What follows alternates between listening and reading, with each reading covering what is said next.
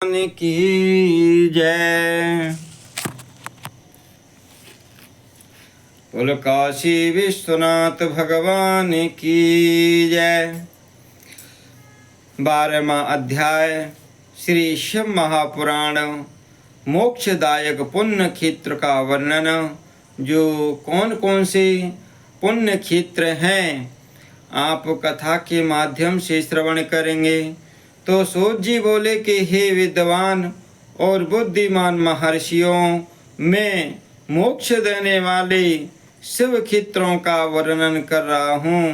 पर्वत, वन और काननों सहित इस पृथ्वी का विस्तार 50 करोड़ योजन है और भगवान शिव की इच्छा से पृथ्वी ने सभी को धारण किया है और भगवान शिव ने भूतल पर विभिन्न स्थानों पर वहाँ के प्राणियों को मोक्ष देने के लिए शिव क्षेत्र का निर्माण किया है और कुछ क्षेत्रों को देवताओं और ऋषियों ने अपना निवास स्थान बनाया है, इसलिए उसमें तीर्थ तत्व प्रकट हो गया है। बहुत से तीर्थ ऐसे हैं जो स्वयं प्रकट हुए हैं और तीर्थ क्षेत्र में जाने पर मनुष्य को सदा स्नान, दान और जप करना चाहिए, अन्यथा मनुष्य रोग, गरीबी तथा मुक्ता आदि दोषों का भागी हो जाता है। बोलो शंकर भगवान की जय। जो मनुष्य अपने देश में मृत्यु को प्राप्त होता है वह इस पुण्य के फल से दोबारा मनुष्य योनि प्राप्त करता है, परंतु पापी मनुष्य दुर्गति को ही प्राप्त करता है। हे ब्राह्मणों, पुण्य क्षेत्र में किया गया पाप कर्म अधिक दृढ़ हो जाता है, अतः पुण्य क्षेत्र में निवास करते समय पाप करने से बचना चाहिए। क्योंकि हम पुण्य क्षेत्रों में तीर्थों में जाते हैं तो वहाँ हमें पाप से बचना चाहिए, हमसे किसी प्रकार का पाप न हो जाए। तो सिंधु और सतलुज नदी के तट पर बहुत से पुण्य क्षेत्र हैं। सरस्वती नदी परम पवित्र और 60 मुख वाली है, अर्थात उसकी 60 शाख धाराएं हैं। इन धाराओं के तट पर निवास करने से परम पद की प्राप्ति होती है। हिमालय से निकली हुई पुण्य सलिला गंगा जी मुख वाली है नदी है। इसके तट पर काशी, प्रयाग आदि पुण्य क्षेत्र हैं और मकर राशि में सूर्य होने पर गंगा की तटभूमि अधिक प्रस्तुत एवं पुण्यदायक हो जाती है। ओ शंकर भगवान की जय। सोनभद्र नदी की 10 धाराएं हैं और बृहस्पति की मकर राशि में आने पर यह अत्यंत पवित्र तथा अविष्ट फल देने वाली है। इस समय यहाँ स्नान और उपवास करने से विनायक पद की प्राप्ति होती है और पुण्य सलीला महानदी नर्मदा की 24 मुख हैं। इसमें स्नान करके तट पर निवास करने से मनुष्य को वैष्णव पद की प्राप्ति होती है और तमसा के 12 तथा रेवा के 10 मुख हैं। परम पुण्यमयी गोदावरी के 21 मुख हैं। ये ब्रह्म हत्या तथा गौवध पाप का नाश करने वाली एवं रौद्र लोक देने वाली हैं। कृष्णवेणी नदी समस्त पापों का नाश करने वाली है। इसके 18 मुख हैं तथा ये विष्णु लोक प्रदान करती है और तुंगभद्रा 10 मुखी है एवं ब्रह्मलोक देने वाली है। स्वर्ण मुखरी के 9 मुख हैं। ब्रह्मलोक से लौटे जीव इसी नदी के तट पर जन्म लेते हैं। सरस्वती नदी, पापांग सरोवर, पंपा सरोवर, कन्याकुमारी, अंतरीप तथा शुभकारक श्वेत नदी सभी पुण्य क्षेत्र हैं। इनके तट पर निवास करने से इंद्रलोक की प्राप्ति होती है। महानदी कावेरी परम पुण्यमयी है। इसके 27 मुख हैं। ये संपूर्ण अविष्ट वस्तुओं को देने वाली है। इसके तट पर ब्रह्मा विष्णु का पद देने वाले हैं। कावेरी के जो तट शिव क्षेत्र हैं अंतर्गत हैं, वे अविष्ट फल तथा शिव लोक प्रदान करने वाले हैं। और नैमिषारण्य तथा बद्रिकाश्रम में सूर्य और बृहस्पति के मेष राशि में आने पर स्नान और पूजन करने से ब्रह्मलोक की प्राप्ति होती है। सिंह और कर्क राशि में सूर्य की संक्रांति होने पर सिंधु नदी में किया स्नान तथा केदार तीर्थ के जल का पान एवं स्नान ज्ञानदायक माना जाता है।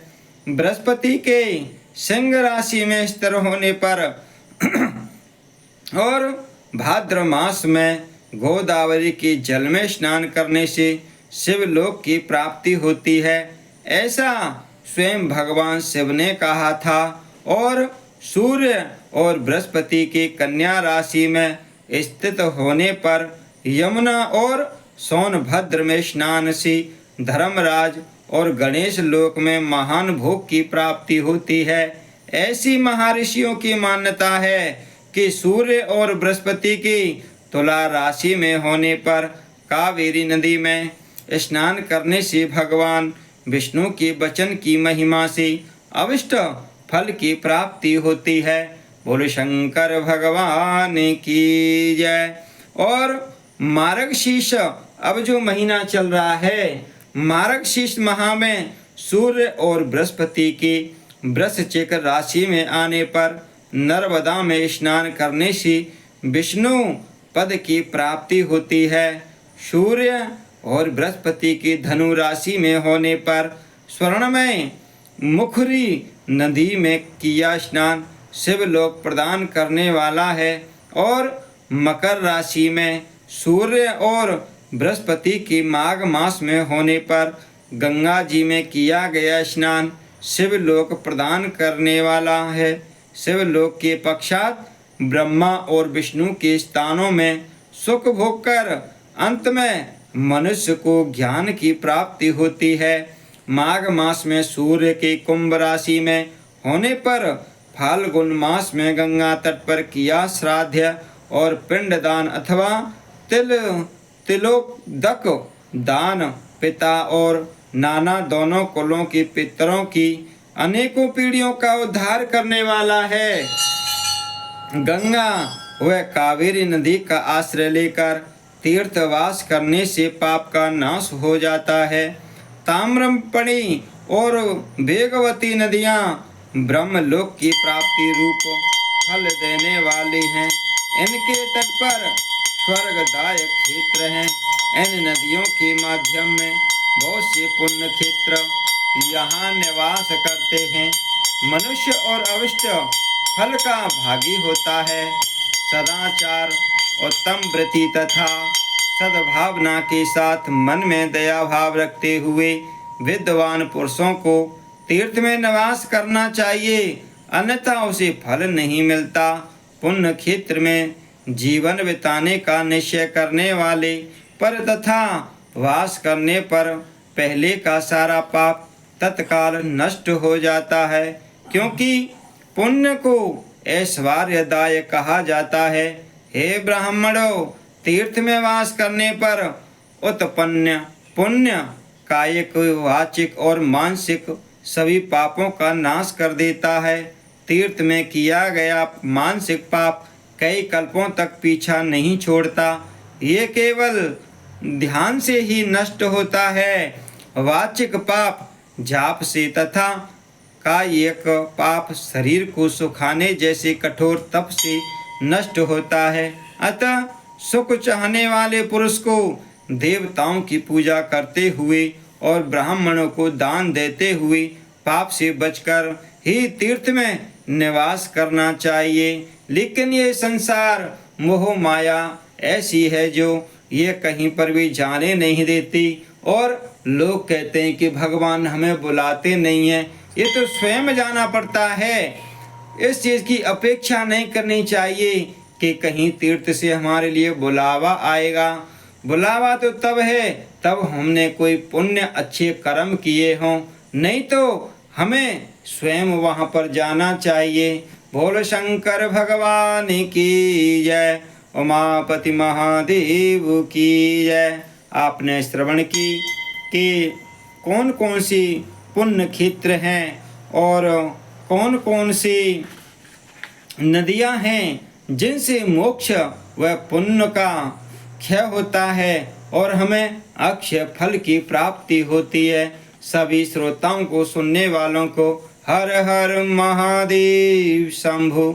आगे हमारे चैनल को सब्सक्राइब और फॉलो अवश्य करें और कमेंट में सभी हर हर महादेव अवश्य लिखें। बोल शंकर भगवान की जय।